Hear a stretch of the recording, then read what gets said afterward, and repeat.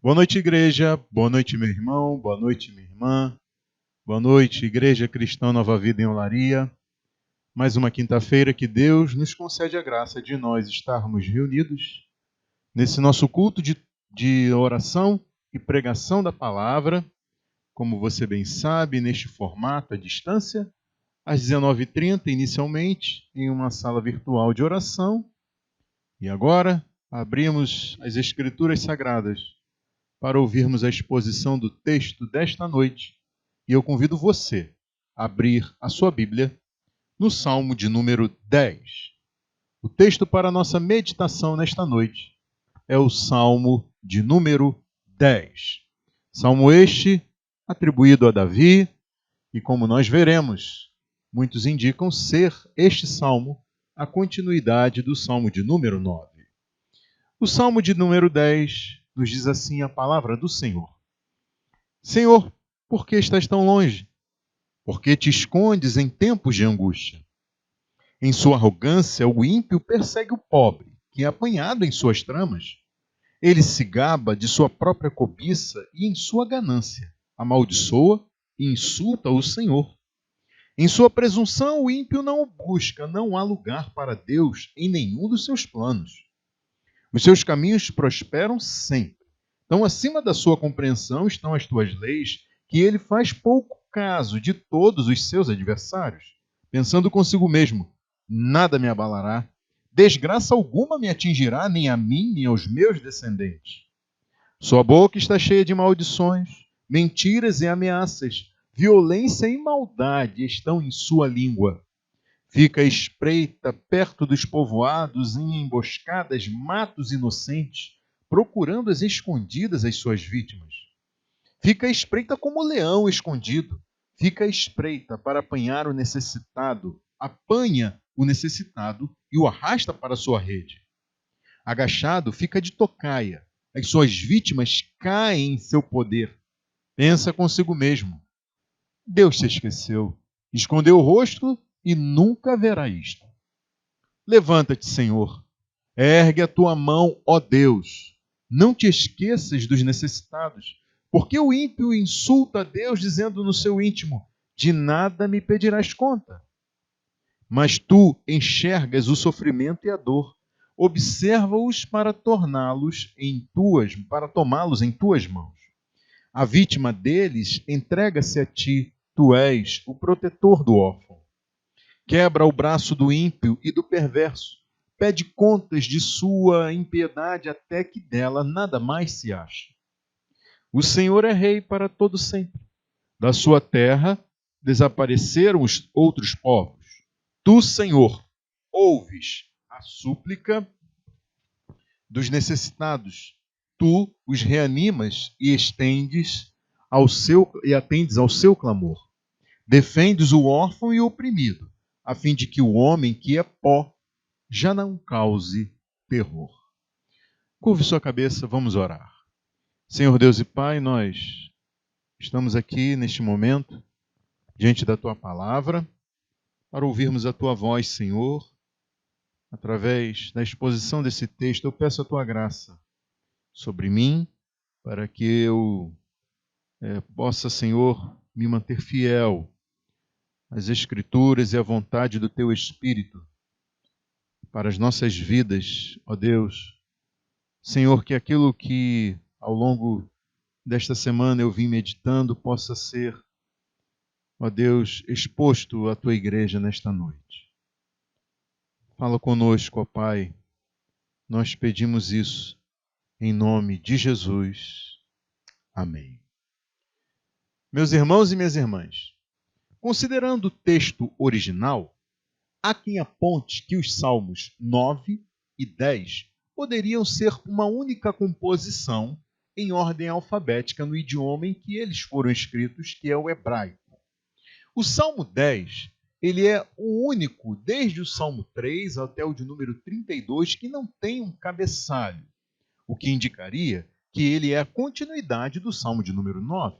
Além disso, o texto hebraico dos dois salmos, 9 e 10, mostram uma estrutura onde a primeira letra de cada versículo ou par de versículos nestes salmos tende a seguir a ordem do abecedário hebraico, ainda que de forma interrompida.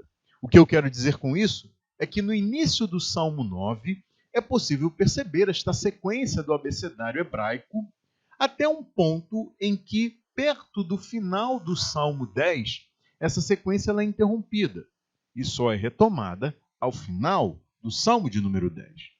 Como se não bastassem essas características, os Salmos 9 e 10 desenvolvem os seus argumentos, como eu disse, em pares de versículos, do começo ao fim. Um outro aspecto que se destaca é que o Salmo 9 começa com ações de graças ao nome do Altíssimo. Ele celebra em seus versos o reinado eterno de Deus e o juízo do Senhor, justo juiz de toda a terra, sobre todos os povos e nações. E faz um convite ao público para que sejam entoados louvores ao Senhor, identificado como refúgio para os oprimidos, torre segura na hora da adversidade e que não esquece nem ignora quem a ele clama.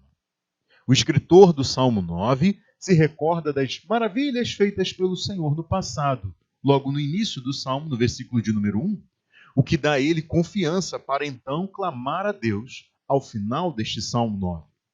Até que na segunda metade, o Salmo 9 se torna um lamento pelo sofrimento enfrentado e um clamor para que o Senhor exerça seu justo juízo sobre as nações ímpias.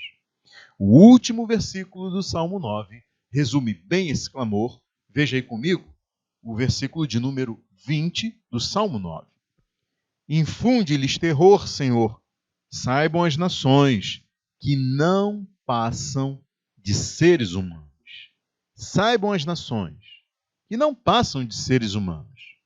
O clamor do escritor do Salmo é para que Deus deixe clara a diferença entre ele, que é eterno e soberano, e as pessoas que, mesmo orgulhosas, não passam de simples criaturas mortais.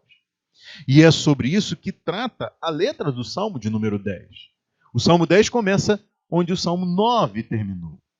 O Salmo 10 fornece para a gente a descrição do ímpio, ou seja, daquela pessoa que vive à margem de Deus, de quem vive como se Deus não existisse. O ímpio vive como se não tivesse de um dia prestar contas a Deus, o justo juiz de toda a terra. E aí nós vemos que depois do versículo introdutório, o de número 1, o Salmo 10 apresenta a descrição do ímpio como aquele que insulta a Deus e maltrata os necessitados, os inferiores, os de menos poder, nos versículos 2 a 11. Depois, a oração para que Deus exija a prestação de contas desse ímpio, nos versículos 12 a 15. E, por fim, o salmista descreve a sua confiança no reino justo do Senhor, nos versículos 16 a 18. Isso de tal forma que nessa noite nós veremos que Deus é o Rei justo. Por isso, a Ele clamamos, para que seu reino seja estabelecido neste mundo de impiedade. Diante deste salmo, nós aprendemos, para a nossa dinâmica de oração, a orarmos, a clamarmos ao Deus que é o Rei justo. Por isso, a Ele oramos, a Ele clamamos, para que seu reino seja estabelecido neste mundo de impiedade. Venha o teu reino, seja feita a tua vontade, assim na terra como no céu.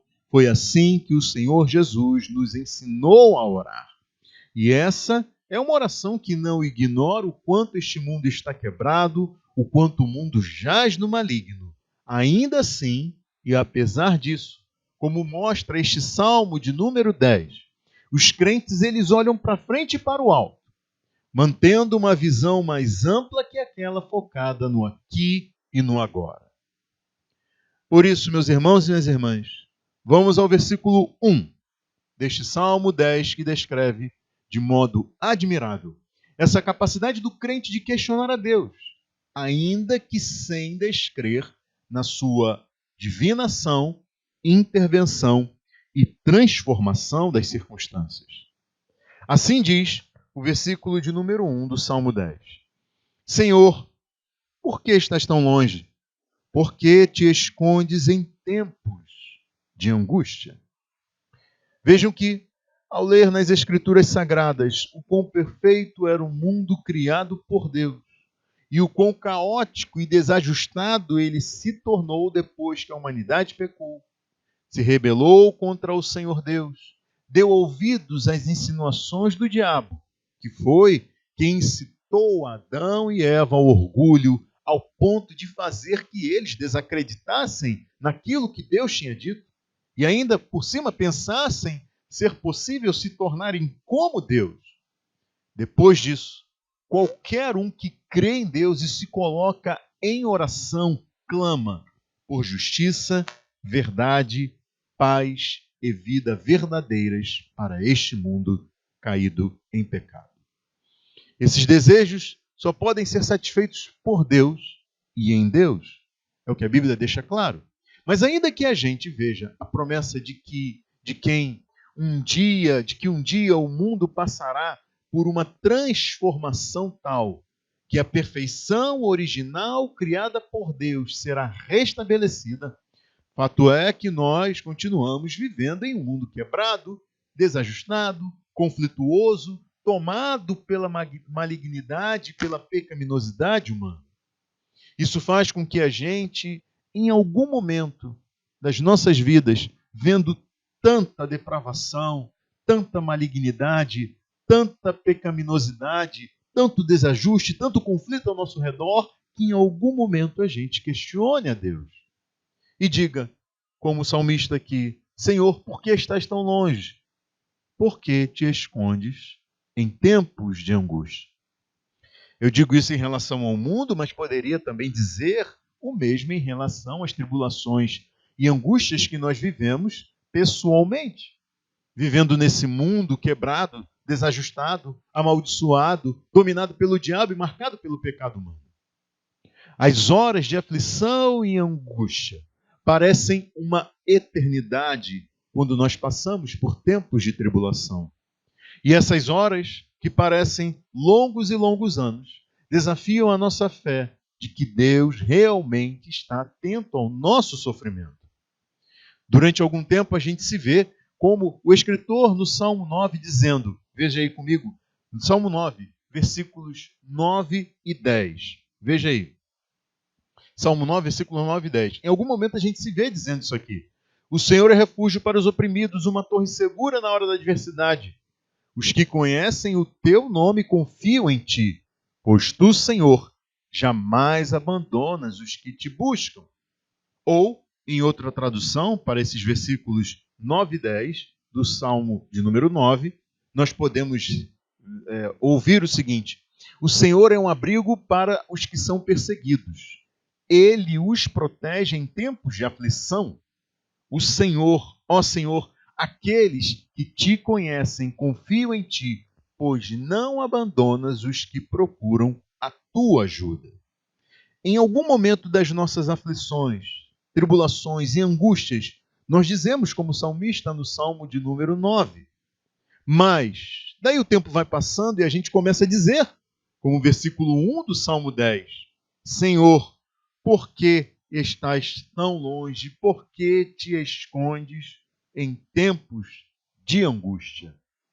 Ó Senhor Deus, por que ficas aí tão longe? Por que te escondes em tempos de aflição? Primeiro eu quero dizer a você que se sentir assim é tão natural que nós podemos ver isso manifestado em um salmo. Salmo como este de número 10, que foi inspirado pelo Espírito Santo. Às vezes, Deus, assim, ele retarda o seu socorro. Às vezes, ele não age conforme a gente espera. Às vezes, as coisas não fazem o menor sentido para a gente. Porém, tudo está estabelecido e determinado por Deus. E nada que pode fugir ao seu controle, ao seu domínio, é o que o garantem as Escrituras para a gente.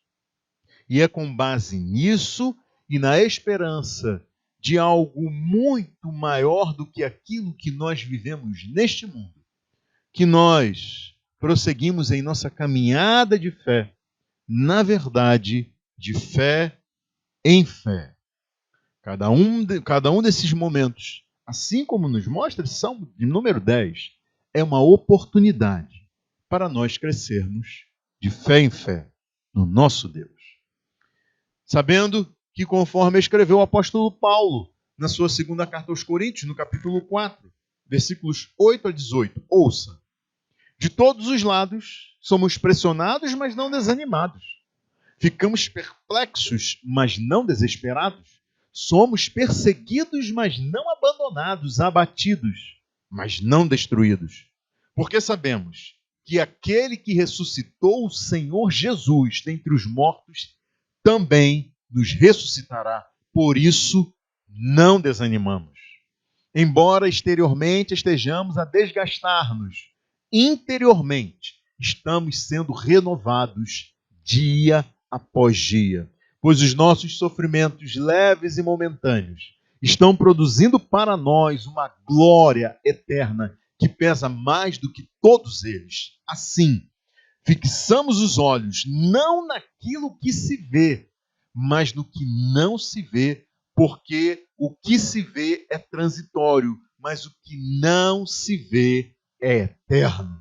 Glória a Deus! Não são as circunstâncias que nos definem nem nos governam. Não são as circunstâncias que definem nem governam as nossas vidas. Antes, é Deus quem tem a última palavra em nossas vidas. Não são as circunstâncias que põem em dúvida o caráter deste Deus e os seus atributos, mas é Ele quem se estabelece sobre todas as coisas, sobre todas as circunstâncias e nos mostra quem Ele é, apesar dos momentos de aflição que nós venhamos a viver. O escritor desse Salmo 10 descreve o retrato deste mundo por meio daqueles que são chamados de ímpios, e daí nós vemos que o ímpio é aquele que insulta a Deus e maltrata os necessitados, nos versículos 2 a 11. Ao olhar para o sofrimento experimentado pelas vítimas dos ímpios, daqueles que são descritos como perversos, o salmista é levado a questionar a Deus. Se esse Deus não está distante demais de toda essa angústia, ao ponto de ignorar o que esteja acontecendo. Nos versículos 2 a 6, lemos sobre a descrição da arrogância do ímpio e dos seus insultos contra o Senhor. O ímpio é aquela pessoa que amaldiçoa e insulta ao Senhor, que não se importa com Deus, que desconsidera a Deus em tudo que planeja e em tudo que realiza, em tudo que faz. A despeito dessa afronta contra Deus, o que o salmista vê para o seu espanto é a prosperidade dos ímpios. Mesmo desafiando a Deus e fazendo o mal contra os mais necessitados, o ímpio é descrito como alguém que chega ao ponto de pensar consigo mesmo, como nos mostra o versículo 6 do Salmo de número 10. Nada me abalará, desgraça alguma me atingirá, nem a mim, nem aos meus descendentes. E aí, nos versículos 7 a 11, o salmista descreve a ação do ímpio contra as suas vítimas. O ímpio é descrito agindo tanto como um caçador, como quanto uma fera predadora. À semelhança do caçador, o ímpio arma emboscadas. Ele fica às escondidas para atacar as suas vítimas. As suas armas são as maldições, as mentiras e as ameaças, como nos mostra aqui o versículo de número 7. A língua do ímpio é como uma espada que fere mortalmente. E vejam vocês que Tiago, em sua carta no Novo Testamento, afirma que a língua é um fogo pequena como uma fagulha que incendeia uma floresta, sendo ela mesma incendiada pelo inferno. Ele diz isso no capítulo 3, dos versículos 1 a 12. Ele afirma que a língua é um mundo de iniquidade, é um mal incontrolável, cheio de veneno mortífero. Com a língua bendizemos o Senhor e Pai, e com ela amaldiçoamos os homens, feitos à semelhança de Deus. Da mesma boca procedem bênção e maldição. E daí então, Tiago instrui aos crentes o seguinte: meus irmãos, não pode ser assim. Acaso podem sair água doce e amarga da mesma fonte? A mesma fonte de água salgada não pode produzir água doce.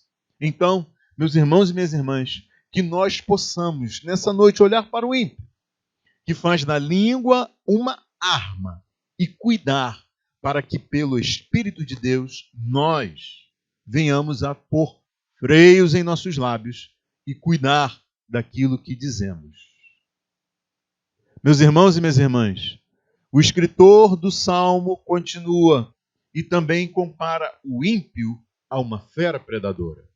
O ímpio é comparado ao leão, que fica à espreita, agachado, de tocaia, se preparando para investir mortalmente contra as suas vítimas que passam por perto, desapercebidas do perigo a que estão expostas. E com isso, a gente percebe que a impiedade se caracteriza por uma ação hostil contra Deus e contra o próximo. Vejam então que o ímpio faz tudo aquilo ao contrário do que as Escrituras Sagradas ordenam e que foi resumido por Jesus da seguinte forma: ame o Senhor, o seu Deus, de todo o seu coração, de toda a sua alma e de todo o seu entendimento. Este é o primeiro e maior mandamento, e o segundo é, semelhante a ele, ame o seu próximo como a si mesmo. Destes dois mandamentos dependem toda a lei e os profetas, como registra Mateus em seu Evangelho, no capítulo 22, versículos 37 a 40. Mas em oposição a isso, para o ímpio, as suas ações estão distantes do olhar e fora da jurisdição de Deus. É como se o sucesso das suas ações fosse uma demonstração de que Deus está morto, ou de que Deus nada pode fazer, ou de que Deus ignora a impiedade e a malignidade cometida neste mundo. Como nos mostra o versículo de número 11, veja aí comigo. O ímpio pensa consigo mesmo: Deus se esqueceu, escondeu o rosto e nunca verá isso. O interessante, meus irmãos e minhas irmãs, é que este Salmo 10, ele descreve o ímpio, o perverso, o maligno, aquele que blasfema contra Deus, que maltrata o próximo, afirmando sobre tal pessoa o que nós podemos ver no versículo de número 7. Sua boca está cheia de maldições, mentiras e ameaças. Violência e maldade estão em sua língua. Só que esse mesmo versículo 7 foi utilizado pelo apóstolo Paulo em sua carta aos Romanos, no capítulo 3, versículo 14, que registra o seguinte: suas bocas estão cheias de maldição e amargura. E o que chama a nossa atenção é que o apóstolo Paulo se vale deste versículo 7 do Salmo de número 10 para descrever não uma pessoa específica neste mundo, não um grupo de pessoas que são assim diferentes das demais deste mundo, que são mais malignas, mais pecaminosas que as demais desse mundo, não.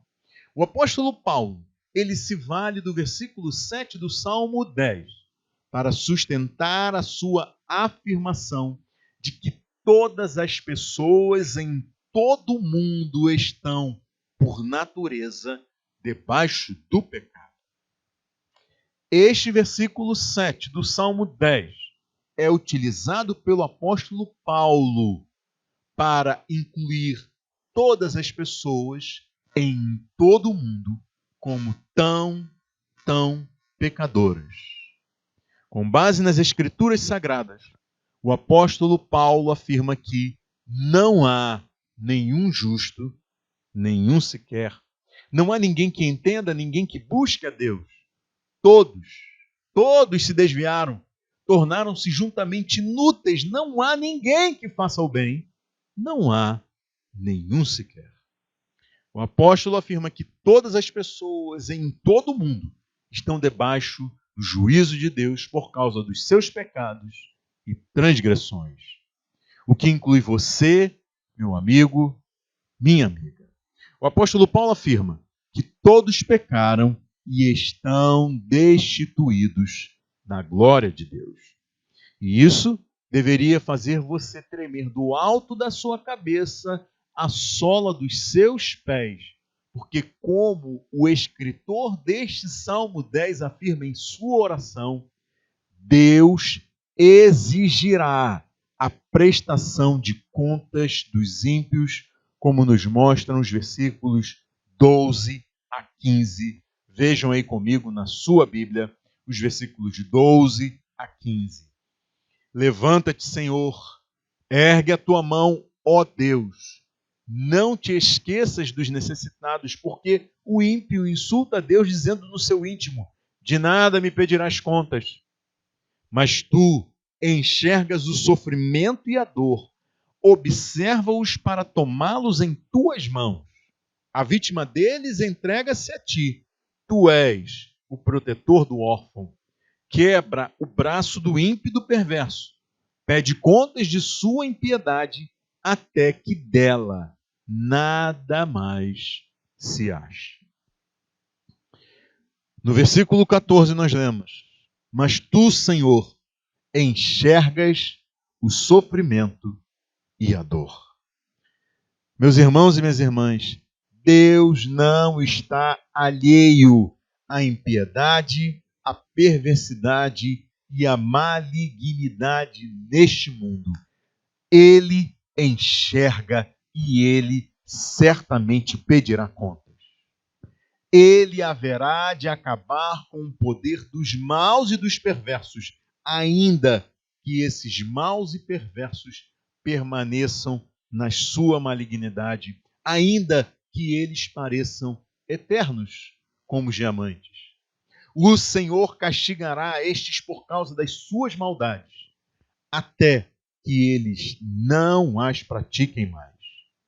E daí eu digo isso tanto para destacar como esta expectativa do salmista se confronta com o que ele registrou no versículo 1, ao expressar seu lamento a Deus, que parecia tão longe, tão distante, tão alheio às angústias e aflições, quanto eu também enfatizo isso, por causa do uso que o apóstolo Paulo fez do versículo 7 deste Salmo 10, para descrever toda a humanidade em todo o mundo.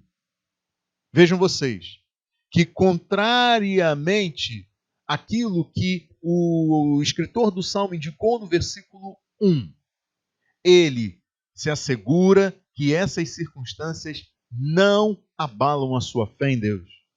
Ainda que o Senhor pareça distante, ainda que ele pareça alheio aos sofrimentos, angústias e aflições, ele enxerga o sofrimento e a dor. Saiba disso, meu irmão, minha irmã.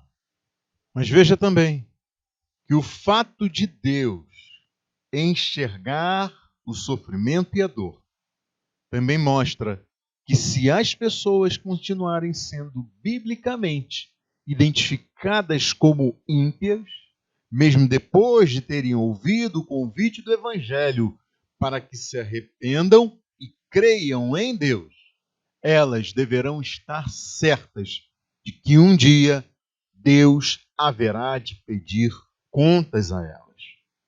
Ainda que essas pessoas se orgulhem de seus atos, de sua moralidade, de suas ações, o fato é que elas não são justas, dignas, boas, santas e perfeitas, como Deus exige de todos nós, para que façamos jus ao céu e a vida eterna com ele.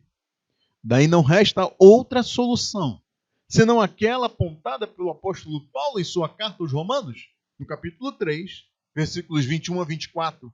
Mas agora se manifestou uma justiça que provém de Deus, independente da lei da qual testemunham a lei e os profetas. Justiça de Deus, mediante a fé em Jesus Cristo para todos os que creem. Não há distinção, pois todos pecaram e estão destituídos da glória de Deus, sendo justificados gratuitamente por sua graça, por meio da redenção que há em Cristo Jesus. Meus amigos e minhas amigas, meus irmãos e minhas irmãs, é somente por meio da fé em Jesus Cristo que uma pessoa pode deixar de ser ímpia aos olhos de Deus para ser vista como justificada diante daquele que enxerga o mais profundo do nosso ser e conhece os nossos pensamentos e reais motivações, como nos mostra o salmista, aqui nos versículos 16 a 18, onde ele descreve o Senhor como Rei para todo sempre e deixa claro que o ser humano não passa de pó, não é nada além de um simples mortal. E aí nós vemos a harmonia entre os Salmos 9 e 10, que se dá especialmente no final de cada um deles.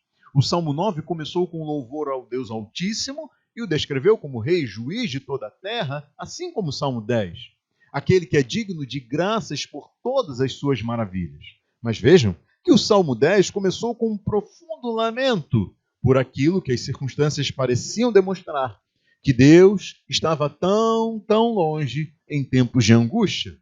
Porém, tanto em um salmo quanto no outro, fica evidente que Deus é o Rei de toda a terra e também que Ele é eterno e soberano.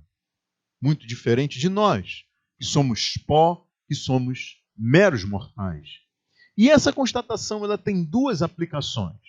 Uma para quem vive em impiedade e outra para quem vive por meio da fé em Deus. Para os ímpios e perversos, essa constatação de que o ser humano não passa de pó significa que não há glória humana que possa se comparar à glória celestial. Significa que a arrogância humana nada é diante do Criador do céu, da terra e de tudo que neles há. Significa que a malignidade humana chegará ao fim um dia e que todos os que se mantiveram obstinados em seus pecados prestarão contas a Deus.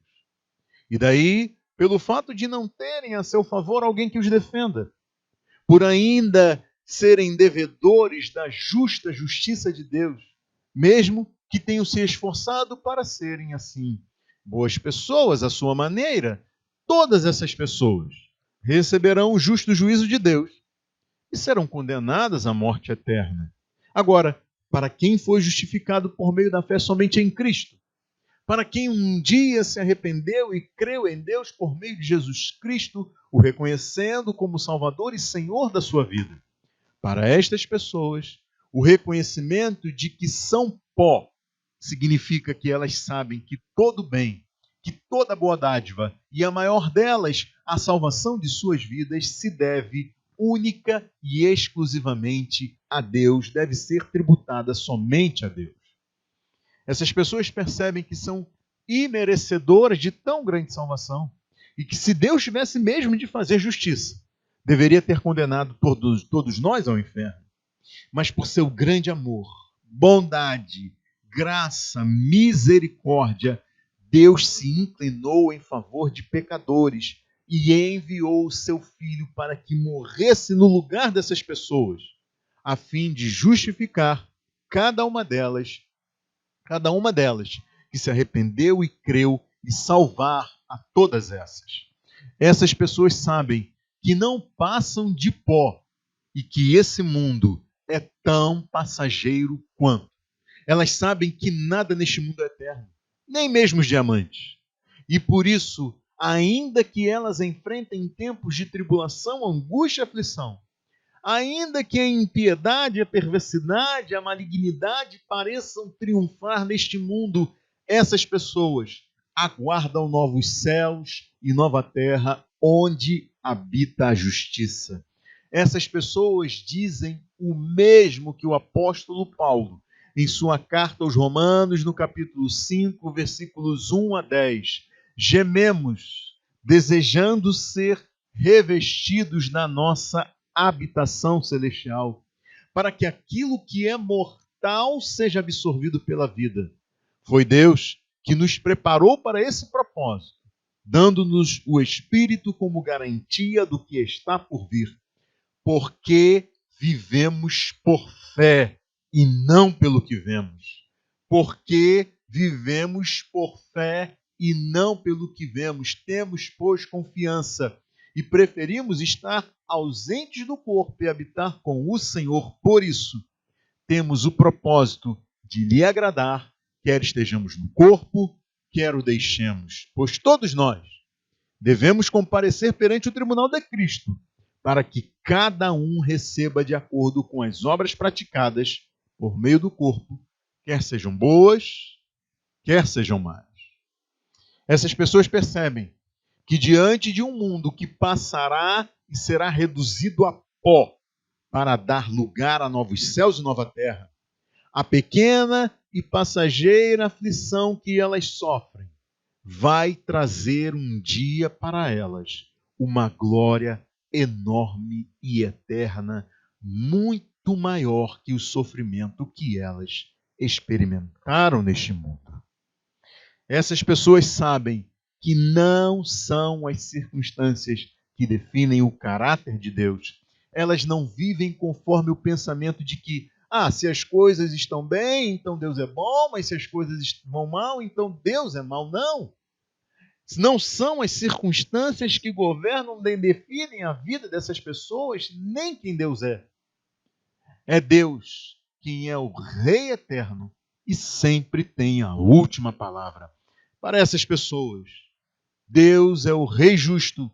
Por isso, a Ele elas clamam, para que seu reino seja estabelecido neste mundo de impiedade. Vejam que ao descrever o ímpio como um caçador e como um animal predador selvagem, o salmista está se valendo daquilo que é natural no meio animal, mas que é rejeitado entre os seres morais. A lei do mais forte prevalece na natureza e é até assim a base para explicar a visão da natureza e da evolução da vida neste mundo por alguns. A teoria da seleção natural envolve, assim de modo bastante reduzido, a ideia de que o mais apto, o mais adaptado, o mais forte, domina o ambiente e prevalece sobre os mais fracos, sobrevivendo a essa lei da selva. Por exemplo, nós temos assistido como que as variantes do coronavírus têm se tornado uma grande preocupação para todos em todo o mundo. Aquela surgida lá em Manaus, em pouco tempo, se tornou dominante na infecção dos brasileiros em relação ao vírus original.